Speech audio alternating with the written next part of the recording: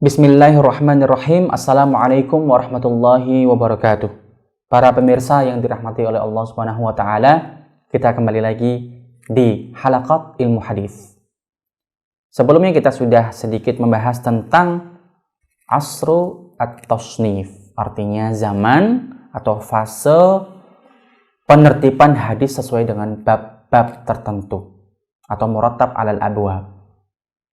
Ya, yang sebelumnya yaitu asrul kitabah atau zaman penulisan hadis di zaman Rasulullah SAW dan para sahabat, kemudian masuk di akhir abad pertama atas perintah atau titah dari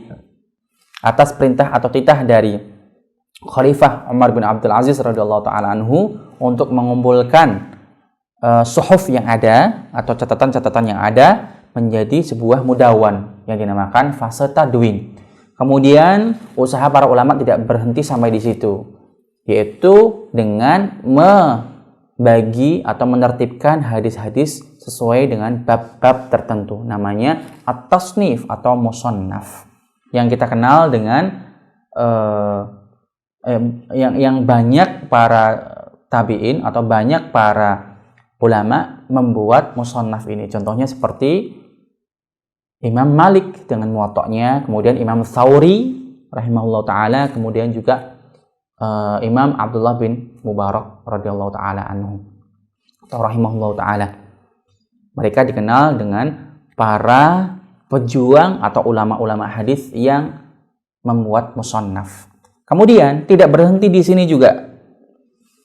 Asr tasnif yang merupakan fase paling panjang di awal abad kedua, kemudian masuk ke abad ketiga, yaitu al-ifrad bit-ta'lif. Kemudian masuk ke fase selanjutnya, yaitu al-ifrad bit-ta'lif, artinya menyendirikan satu kitab tertentu dengan metode tertentu.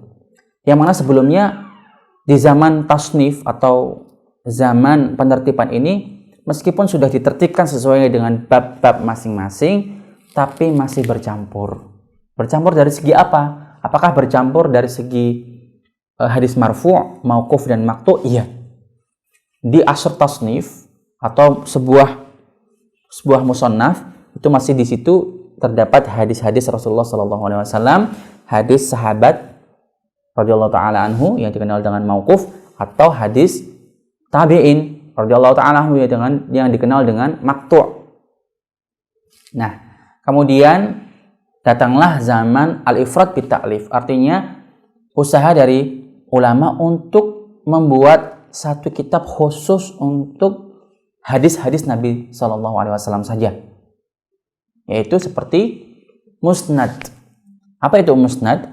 Musnad yaitu sebuah jenis kitab yang mana penulisnya menuliskan hadis-hadis Rasulullah SAW dengan sanadnya, tapi penertibannya sesuai dengan nama-nama sahabat dan selanjutnya. Artinya hadis ini semua hadis yang dituliskan dalam sebuah musnad itu kembali rujuknya kepada Rasulullah SAW atau marfu'at, hadis-hadis marfu' saja. Contohnya seperti musnad apa? Contohnya seperti musnad al-Imam al-Muwassali atau musnad al-Imam Ahmad rahimahullah ta'ala. Musnad yang sangat besar sekali dengan jumlah yang hadis yang sangat besar, itu disusun oleh beliau khusus untuk hadis-hadis yang sampai kepada Rasulullah SAW. Meskipun ada yang mengatakan bahwa di dalam musnad Imam Ahmad ini ada campuran hadisnya, artinya ada hadis sahih, ada hasan, al-dhaif dan lain sebagainya, itu perdebatan panjang. Tapi artinya saya ingin menggarisbawahi di sini bahwa musnad ini yaitu sebuah jenis kitab yang disusun khusus untuk hadis-hadis marfu saja. Kemudian salah satu tujuan kenapa ditulisnya musnad itu atau dalam bentuk ini yaitu untuk mempermudah menghafal. Karena dengan urutan persahabat hadis-hadisnya maka mudah atau lebih mudah untuk dihafalkan. Begitu pemirsa yang dirahmati oleh Allah Subhanahu wa taala.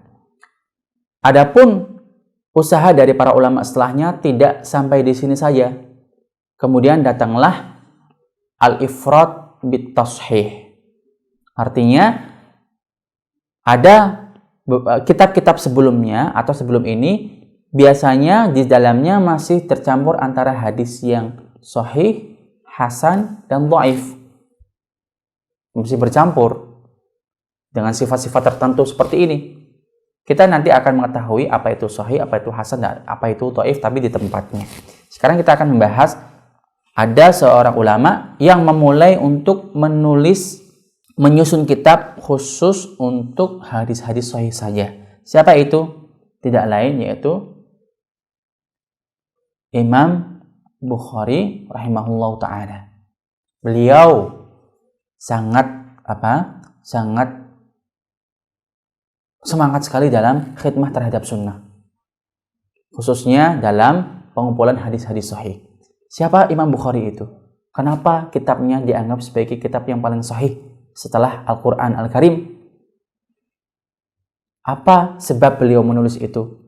Imam Bukhari yang berasal dari Bukhara, yang kalau kita lihat sekarang yaitu di Uzbekistan. Imam Bukhari kecil terkenal dengan hafalannya yang sangat kuat. Kemudian beliau belajar kepada Syekh Ad-Dakhili. Bahkan semasa beliau kecil, beliau sudah terkenal bahwa beliau hafalannya luar biasa.